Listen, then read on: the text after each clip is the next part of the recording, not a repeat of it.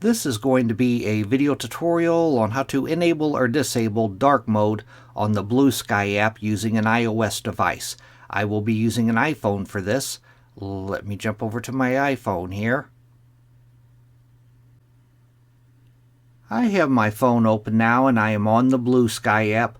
To enable or disable dark mode, first thing you want to do is go off to the upper left hand corner, up to the 3-bar hamburger menu.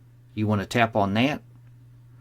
Then you want to go down to where it says Settings and tap on Settings. Now on this page that opens up, you want to go down to Appearance and tap on Appearance.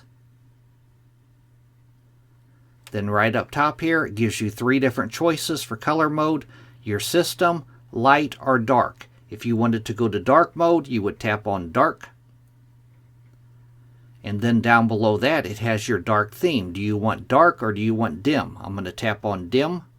That is what dim looks like. And if I wanted to go to light mode, I could just tap on light up above it.